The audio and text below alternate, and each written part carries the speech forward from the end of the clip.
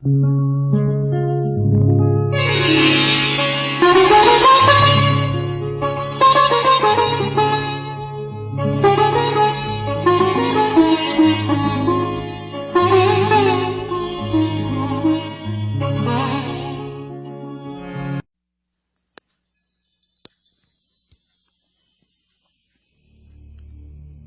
بازاره سیده راووتم. د سفارت لاره مې ونیوله. د پل خشتي جومات ته ګڼ شمېر خلک ورروان ول. د ملا تیره غږ راته د جمعې د لمانځه په خطبه کې امان الله خان د خدای د رحمت سیوری وبالی. 3 ورځې له سفارته نه ووتم. ما باید برطانوي هند ته میاشتنی راپور تیار کړی وای. سخته وه. د خپلو جاسوسانو په واسطه مې ځینې راټول سوي ځینې راپورونو ته مې کوډونه ورلګول. ماخستن مې لیکلی راپور له سره وکتی چې دروازه یو دم له دیواله سره ونښته. سفیرو وارخطا ښکارېدی. ویل یې چې ارګ ته یې ورغوښتي یو. د سفیر وارخطایي ته حیران سوم. ارګ ته د سفیر تګ کومه نوې خبره نه وه. دغه سفیرانو به په میاشت کې یو ځل له باچا سره کتل او د متقابلو اړیکو د ټینګښت، تجارت، تعلیم، اقتصاد په باره کې به یې خبرې ورسره کولې. خو د سفیر بلې خبرې خورا زیات په چرت کې واچولم. دا ملاقات د تشویش وړ و. باچا همداغه شپه همداغه ساعت ارګ ته غوښتي و. ځان مې تیار کړ. 1/2 ساعت وروسته زه، سفیر او د سفارت یو بل هندو کارکوونکی په ارګ کې و. موږ یې یوې وړې کوټې ته بوتلو. یوه ځوان چای او څو رنګه وچه میوه راته راوړه. بیرته د باندې ووتی. سفیر وویل که خبره خرابه وای دومره یې نه نازولو. سفیر ته مې وکتل. شنې سترګې یې ځلېدلې. ومې ویل دومره مه خوشحاله کېږه. افغانان په خپل کور کې دښمن ته په درنه سترګه ګوري. سفیر یو دم ودرېد. ورته ومې کتل. پاچا راننوتی. پاچا ټولو ته لاس ورکړ. مخامخ راته کښېنستی. امان الله خان مې له څو کلونو وروسته ولیدی. وزن یې یو څه ډېر سوی و خو نور هم هغسې تک سپین او ښکلی ښکاره کېدی. یوازې غټې سترګې یې له غوسې ډکې وې. امان الله خان وویل ناوخته دی. وار له واره به د مطلب خبره راواخلم. ایلن مایک پیژنئ؟ ټوخې واخیستم. له خولې مې چایو داړه وکړله. پیاله مې پر میز کښېښودله. بخښنه مې وغوښته. ژر مې له جیبه سپین رومال راوایست او د خپل جګر کپړه مې باندې صفا کړه. سفیر ته مې وکتل. په لاس کې نیولې پیاله لړزېدله. سفیر بیا په وارخطایي سره وویل نه موږ یې نه پیژنو. پاچا وویل نو بیا به ابراهیم عبدالله خان هم نه پیژنئ. سفیر غولي ته کتل. پاچا له خپل جیبه یو پاکټ راوایست. خلاص کاغذ یې د سفیر مخې ته پر میز کښېښودی. ویې ویل له خپلې امضا خو به نه یاست پښېمانه. د سفیر سترګې رډې راوختلې. پاچا وویل دا 3 کسان مو له اسنادو سره ونیول. ستاسو د سفارت کارکوونکي دي. په کتغن کې ځینې کسان د نظام پر ضد بغاوت ته هڅول. منفي تبلیغ یې کاوه. د عطاالله په نوم یو خان ته یې 22 ټوپکه ورکړي ول. بیا باچا ولاړ سو. سفیر ته یې وکتل. ورو یې ورته وویل 2 ساعته یوازې 2 ساعته وخت لري چې له افغانستانه ووځي.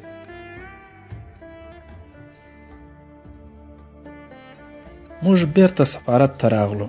سفیر په غوسه و خو چاره یې نه لیدله. 3مه غرمه یې ټلګراف راته وکړ. لیکلي وو چې پېښور ته په خیر راورسېدم. 1 اونۍ وروسته د چانسلر لیک راغی. امان الله خان ته یې لیکلي وو چې ایلن مایک انګریز دی.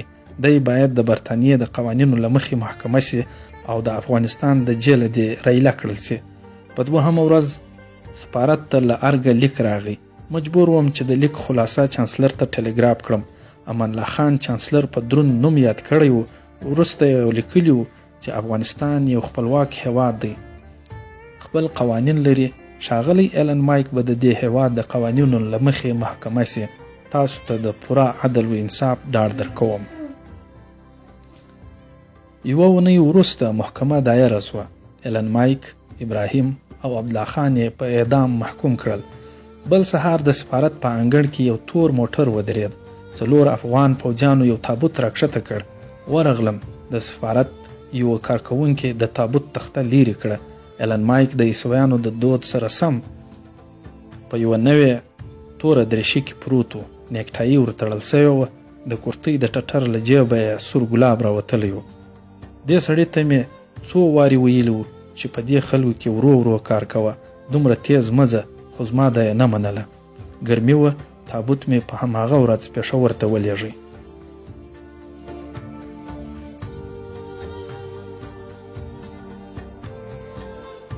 میاشت وروسته بل سفیر راغی. 4 هډوکي وچ کلک بوډا و، د مژک غوندې وړې سترګې یې درلودې. په لومړۍ ورځ یې د ټولو شعبو کاغذونه ور وغوښتل. د خدمتګار له خولې خبر شوم چې په 40 ساعتونو کې یې یوازې 3 ساعته خوب کړی دی. سهار ته غونډه راوبلل سوله. د احتیاطي تدابیرو په اړه وږغېدو. موږ پوهېدو چې سفارت د پاچا د مخفي کسانو تر څارنې لاندې دی. نوي سفیر امر وکړ چې سفارت ته تر یو څه وخته زموږ افغان جاسوسان باید نشي را. میاشت ووته. د سفارت له دروازې څخه په دواړو پښو ګوډ پروت سوالګر، سبزي پلورونکی او په خاورو کې ناست سیک تعویز لیکونکی ورک سول. موږ ټول خوشحاله سول چې د باچا شک له موږ څخه ووتی او خپل جاسوسان یې سره ورټول کړو.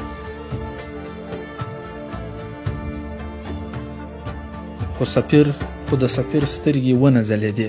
ویې ویل چې د امان الله خان په اړه یې ډېره مطالعه کړې ده. پام کوئ، باچا ساده سړی نه دی. د سفیر خبره سمه وه. 1 اونۍ لا نه ووتلې چې له ارګه رسمي مکتوب راغی. لیکلي وو چې د سفارت کارکوونکي حق لري چې په آزاده توګه په ښار کې وګرځي، خو د نجونو د زده کړې په برخه کې د افغانانو د ذهنیت خرابولو کوشش نه کوي. دا زموږ په داخلي چارو کې لاسوهنه ده. سفیر په غوسه و. په هماغه وخت جلسه راوبلل سوله.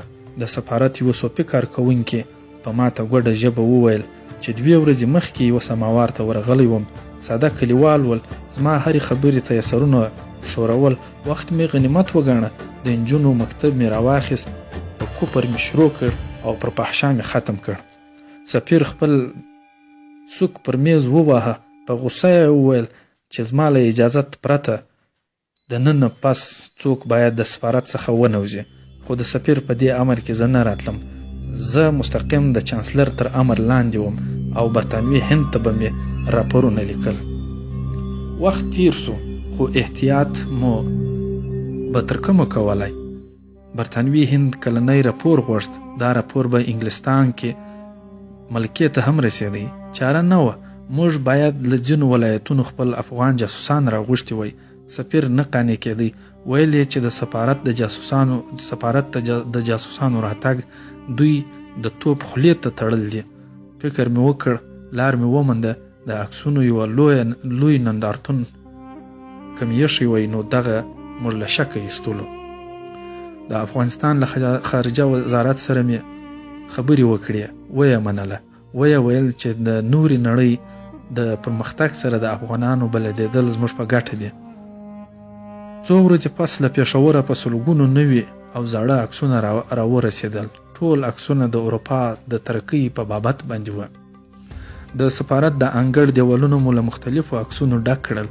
ارګ او ځینو دولتي ادارو ته مې بلنلیکونه ورولېږل.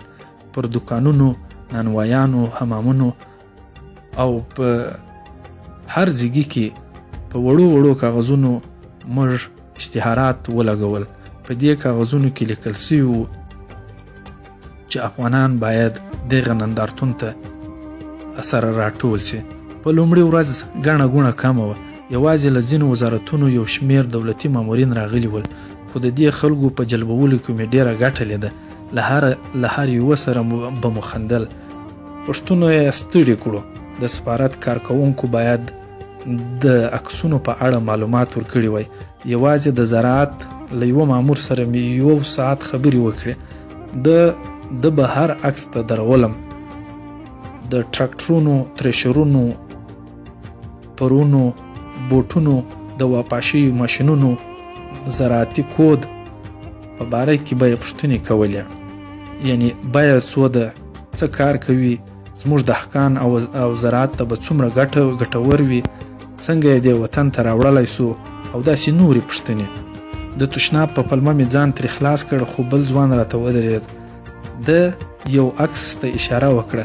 ویې ویل چې آیا د چرګوړو د ایستلو داسې کوم ماشین به نه وي چې له برق پرته کار وکړي.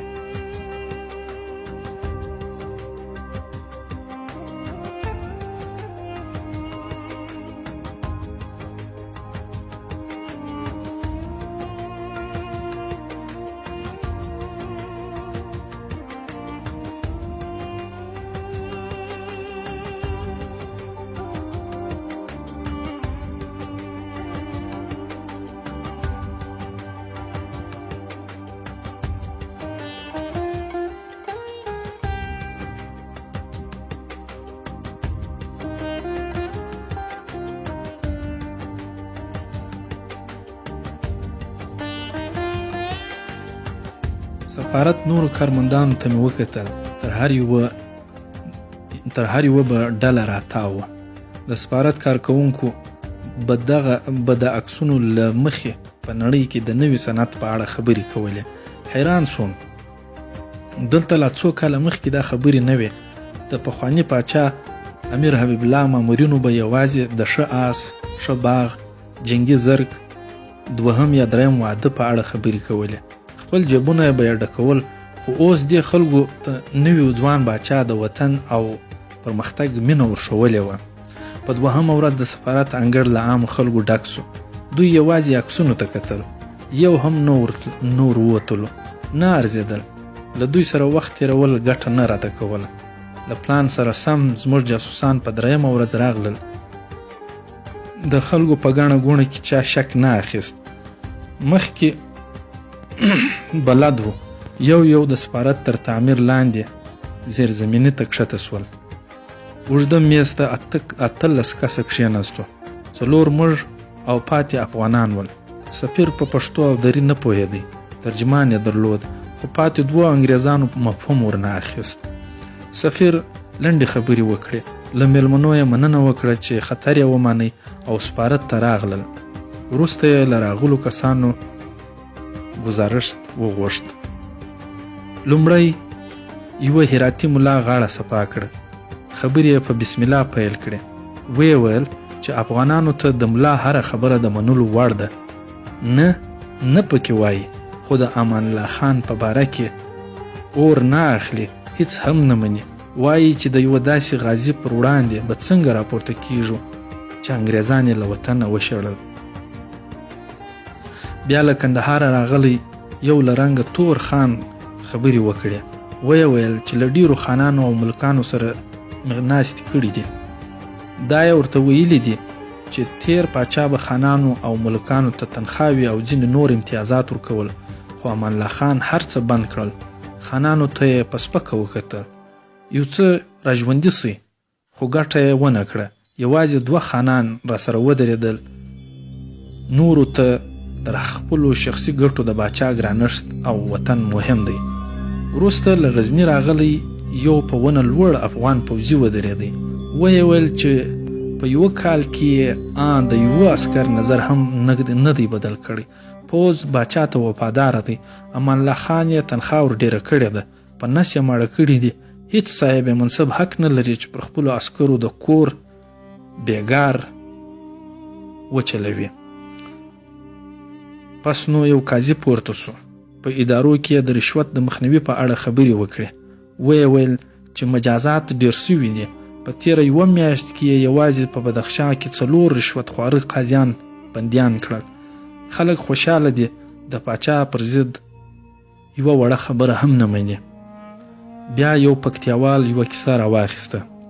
ویې ویل چې پاچا خلکو ته قناعت ورکولو عجبه ژبه لري. څه موده مخکې له امان الله خان سره یوه ځای ته روان و. مخکینی موټر خراب سو. نور موټرونه ودرېدل. دښته وه. لمر تود لګېده. له نږدې کږدیو سپین ږیري راغلل. کوچیان ول. پاچا ته یې کلکې غېږې ورکړې. امان الله خان همالته په خاورو کې ورسره کښېنستی. کوچیانو ته یې وویل چې د مالونو د دواو په اړه له جرمنیانو سره خبره کړې ده. په لنډ وخت کې به دې وطن ته راورسیږي. د میږو، غواو او پسونو مرګونه به کم سي. خو کوچیانو د باچا له خبرو سره دلچسپي ونه ښودله. یوه بوډا په خواره خوله وویل: صاحبه، اورېدلي مې دي چې کوچیانو ته معلمین رالیږي. که دا نجونې له سبقه معاف کړي نو دین او دنیا به دې سمه وي. پاچا یوې کوچۍ نجلۍ ته اشاره وکړه. 9 کلنه نجلۍ به وه. ببر ویښته یې نیغ ولاړ ول. کله چې به پر مځکه پرتو خوشاییو او پوچو ته ټیټه سوه، د اوږده خیرن کوچیاني کمیس لمن به یې ورپورته سوه. د پښو لوڅې پونډۍ به یې ښکاره سولې. پرتوګ یې نه و اغوستی. پاچا وویل هغه نجلۍ څوک ده؟ یوه ډنګر کوچي وویل صاحبه زما لورکۍ ده. پاچا وویل دا چش کوي؟ پچې او خوشایي ټولوي. مانا ګټه درته کوي. کوچي وویل هو صاحبه، که زموږ نجونې پچې جارو نه کړي نو دیګدان مې سوړ وبوله. باچا وویل زه له شریعته وتلی کار نه کوم. همدې نجونو ته ټکری ورپسر کوم، پرتوګ ور اغوندم، اودس او لمونځ ور زده کوم، نظافت یعنې صفایي ورښیم، درس ورباندې وایم، په ژوند یې پوهوم. اوس یې هم ګټې ته ناست یاست، خو غواړم چې په ابرومندانه ګټه درته راوړي. په مکتب کې څه بده ده؟ تاسو یې وښیاست. اوس به ټوله ورځ د یوه دیګدان پچې او خوشایي درته راټولوي. خو که دا نجلۍ درس ووایي، ډاکټره یا معلمه سي، وطن به جوړ کړي. د خوشایي پر ځای به حق حلاله تنخوا درته راوړي.